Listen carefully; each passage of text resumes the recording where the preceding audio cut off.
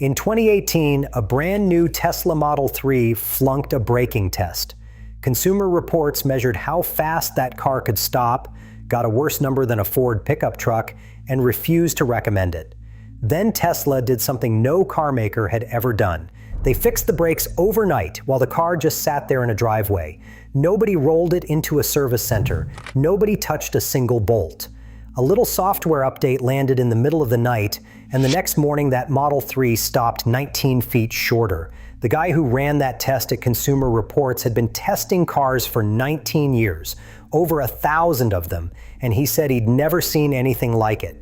And that right there is the whole fight I want to talk about today, because every other car maker on the planet builds a car around hardware. Tesla builds a car around software. And I'm going to show you why that makes your Tesla the best and the worst car you can own at the same time. Now stick with me, because this isn't some tech lecture. This is about what happens in your driveway and at the service center.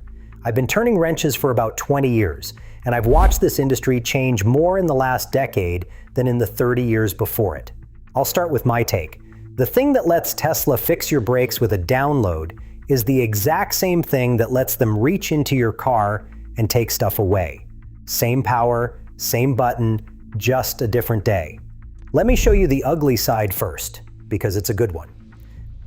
A few years back, a bunch of older Model S owners woke up to find their cars had quietly lost range. We're talking 20, 30 miles just gone, and their supercharging slowed way down too. Tesla said it was to protect the battery and make it last longer. The owner said, "Funny, you did that without asking me." One guy named David tracked every number and took Tesla to court. Tesla ended up settling in the United States for $1.5 million. That worked out to about $625 for each of the 1,700 or so cars affected. Over in Norway, a court was even angrier and ordered Tesla to pay around $16,000 per owner. Think about what actually happened there. Your car is sitting in your garage. It's the exact same machine it was yesterday. And suddenly it does less. There was no worn part, and nothing had failed. A line of code decided your battery should behave differently, and you found out after the fact. I personally think that's the moment a lot of people realized their Tesla wasn't fully theirs. On any gas car I've ever worked on, nothing changes overnight unless something breaks or somebody with a wrench changes it. This was neither. But throttling a battery is nothing compared to charging you for parts that are already bolted into your car. That's next. This is the part that gets me fired up. On plenty of Teslas, the hardware is already sitting in the car, fully installed, and Tesla just switches it off until you pay. The heated seats are the classic one. On the standard range Model 3, the heating elements are physically in the seat cushions. They're right there.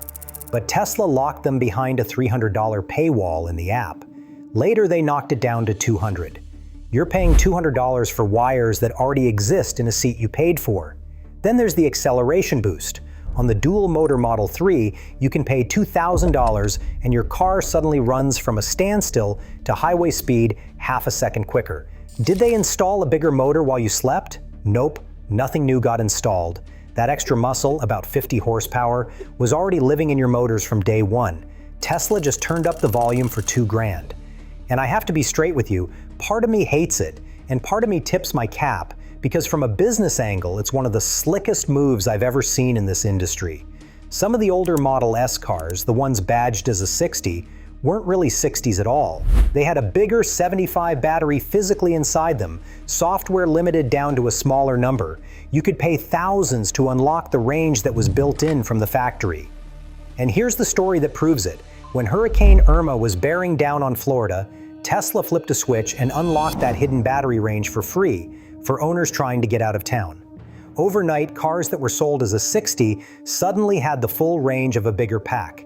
They did it again for Hurricane Michael, which was a good thing to do, but it also told everybody the quiet part, plain as day. That range was always there, the whole time. The only thing standing between you and it was Tesla deciding whether you'd paid enough. So let me say the thing nobody in the Tesla fan club wants to hear. When the hardware is already in the car and you're paying a subscription to switch it on, you don't really own that car. You're renting it with extra steps. Come fight me in the comments about that one. I know you will. So far, we've talked about Tesla changing your car. Now let's talk about Tesla straight up taking things off it after you've paid. There's a case where Tesla sold a used Model S at auction with autopilot and full self-driving listed right there on the window sticker. A dealer bought it, sold it to a regular guy, everything above board. Then a software update rolled through and just deleted those features off his car. Tesla basically came back with this. You didn't pay for that. Want to buy it back for $8,000? On a car they themselves had sold with the features included. It took the story blowing up in the press for Tesla to put them back. And they've deleted hardware from the whole lineup midstream too. They yanked the radar out of the cars, then the ultrasonic sensors, and for a while Teslas that used to park themselves got noticeably worse at it until the camera software caught up. Imagine buying a car that could do something on Monday and just quietly couldn't do it as well on Friday. I've seen the flavor of this in my own bay. A buddy of mine picked up a salvage title Model 3, rebuilt it clean, drove it fine, then he pulls into a supercharger and nothing happens. Turns out Tesla flat out blocks salvage cars from fast charging until they pass a special inspection, and that inspection can run him over $1,000, sometimes closer to $3,000. On a rebuilt gas car, he could pull into any fuel station in America and nobody would blink. His electric car got locked out of the fast chargers by a server he'll never see. Try to picture Ford doing this. Try to picture Toyota reaching into a used Camry and switching off the cruise control because the second owner didn't pay them directly. It would be a national scandal. With Tesla, it's just Tuesday, so that's the owner side. But here's the question I get in the comments constantly. If this software-first thing is so clever, why doesn't every other car maker just copy it? That answer is where it gets really interesting. Here's the thing a lot of folks don't understand about a normal car. Under the skin, it isn't one computer. A modern Ford or Volkswagen can have 100 little computers scattered all over it. And here's the kicker, they're all built by different companies. The seat controller comes from one supplier, the brake module from another, the screen from a third. Ford's own boss said it perfectly. He said he's got roughly 150 of these little computers in the car, all written by 150 different companies, and they don't even talk to each other. He said even though it says Ford on the hood, he has to go ask Bosch for permission just to change the seat software. Tesla didn't build a car that way. When a teardown crew pulled apart a Tesla Model Y and a Volkswagen electric crossover side by side, the Volkswagen had 52 of those little control units. The Tesla had 26, basically half. Tesla wrote most of its own software and ran it on a handful of central brains it controls completely.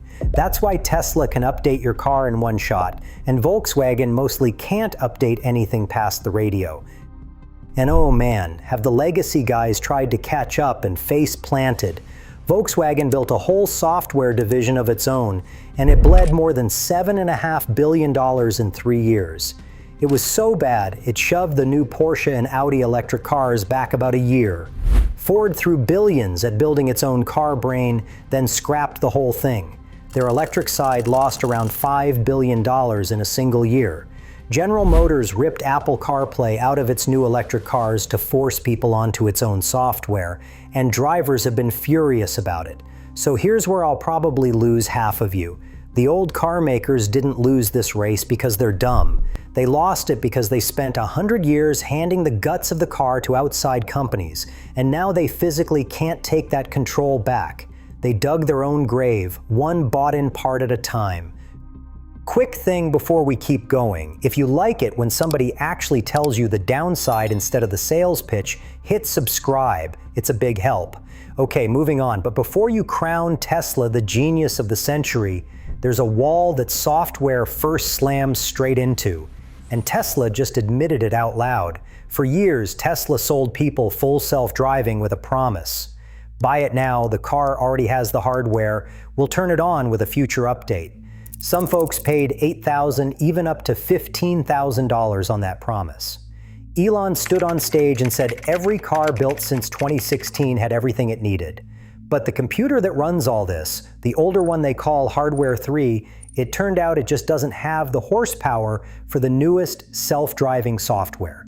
And you can't beam a faster computer over the air. Silicon is silicon. It's a physical chip. So listen to how this all played out. First, Tesla said, all right, we'll swap the computer for free, but only for the people who bought full self-driving outright. Then on a later call, Elon said, and I'm barely paraphrasing, this is going to be painful and difficult. And I'm kind of glad not that many people bought the package. He's relieved fewer customers took him up on the $8,000 promise, because now he owes them a new computer. Then Tesla finally owned up to it. That older hardware simply cannot do what they promised it would. This is the ceiling on the whole software-first dream. You can update code forever, but the second the code outgrows the chip, you're stuck. And now owners who paid for a self-driving future have to haul their car in for a computer transplant. That can run you $3,000 to $5,000 if you're not covered. That's about as hardware a problem as it gets. Now, I've spent this video hammering Tesla, so let me be fair, because I actually do respect what they built. When the federal safety regulators found a problem with the warning light text on the screen being too small, that was a recall on more than 2 million Teslas. 2 million. On any other brand, that's 2 million people booking a service appointment and sitting in a waiting room drinking bad coffee. Tesla pushed a fix to every single one of them with one update. Nobody left their driveway. They did the same thing with the Cybertruck when its backup camera was showing up too slow. One update, problem gone, no service visit. They've also handed out free power bumps and free features years after people bought the car. And here's one that surprises the right to repair crowd. Tesla actually sells you the diagnostic software to work on your own car. It's called Toolbox. It runs in a web browser, and they recently slashed the price to around $700 a year with free service manuals thrown in. Plenty of the big automakers hide their diagnostic tools behind dealer-only walls that cost a fortune. So on that one specific thing, Tesla is more open than the brand at your corner dealership, not less. Credit where it's due. So where does that leave us? Here's what I want you to walk away with.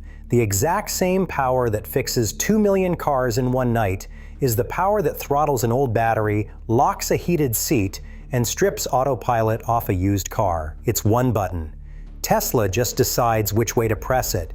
A regular gas car is dumber, slower to improve, and nobody's going to fix your brakes while you sleep. But it's also completely, permanently yours.